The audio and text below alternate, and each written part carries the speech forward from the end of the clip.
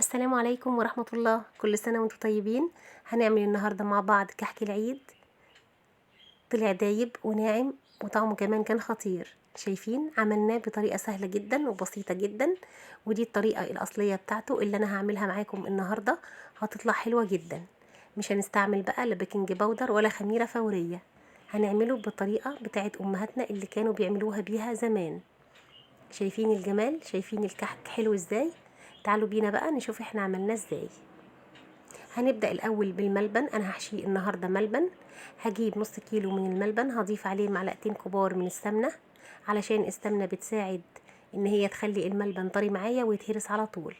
خلاص خلصنا الملبن وهرسناه كده كويس جدا، وهنبدأ بقى نشكله كده ونعمل كور صغيرة، علشان الكور دي هي اللي هنحشي بيها الكحك بتاعنا. شايفين حجم الكورة اهو. هخلص بقى كل الكمية، هتطلع بالشكل اللي قدامنا ده. هنغطيها بقى بكيس علشان الملبن ما ينشفش، وهنسيبها دلوقتي على جنب. هنجيب بقى كوباية نصها لبن ونصها مية، طبعا الاتنين دافيين. هضيف عليهم معلقة كبيرة من السكر، وهضيف معلقة صغيرة من الخميرة البيرة.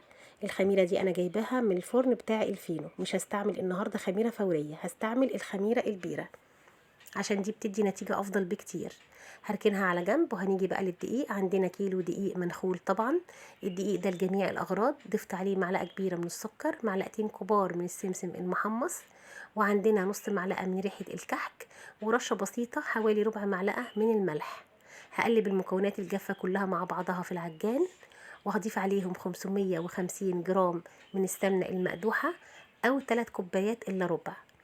هشغل العجان وهبدأ أبس كده العجين مع الدقيق مع السمنة كويس جدا، وهفصل العجان وهبدأ أنزل كل اللي في الجناب بالشكل ده، علشان المكونات كلها تختلط مع بعضها كويس جدا، والدقيق بتاعنا يشرب السمنة ويتبس كويس.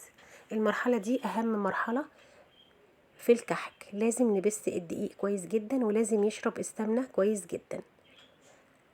هشغل العجان وهرجع أوقف تاني علشان أنزل كل اللي في الجناب. نزلنا كل اللي في الجناب خلاص تمام.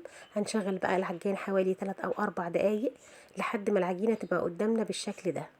هنجيب بقى الخميرة بتاعتنا وهنضيفها كده على العجينة، وهنا بقى انا هقلب بالمعلقة، مش هشغل العجان خلاص، احنا مش هنعجن تاني الكحك. هنقلب بس كده بالراحة، مش هنقلب كتير علشان الدقيق ما يعملش معايا عرق والكحك ينشف معايا بالشكل ده. خلاص خلصنا. هناخد بقى قطعة ونبدأ كده نشكلها. هتك عليها، شايفين ما شققتش ولا اي حاجة خالص، طالعة حلوة جدا. شايفين طرية وناعمة، والسمنة بتاعتها كمان مظبوطة. هجيب بقى الصواني اللي عندنا وهبدأ اخد قطعة صغيرة، هعملها كورة كده بالشكل ده. طبعا الصواني بتاعتي انا مش دهناها سمنة ولا اي حاجة، هو الكحك بتاعنا فيه سمنة كويس جدا. هضيف بقى كده قطعة من الملبن، وهقفل عليها كويس جدا علشان ما تتفتحش في الفرن. شايفين؟ هبدأ اشكلها بقى كده واعملها كورة، وهتك عليها تكة خفيفة.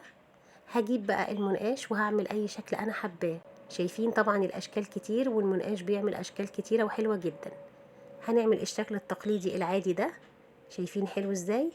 هناخد كمان قطعة وهنكورها كويس جدا بين ايدي، لازم اكورها كده كويس جدا بين ايدي، وهعمل فتحة كده في النص. هحط كده قطعة من الملبن وهقفل عليها كويس جدا من بره، وهكورها تاني بين ايدي كويس. لازم اعمل كده شوية، لازم اكور قطعة العجينة شوية كده بين ايدي علشان شكلها يبقى مظبوط.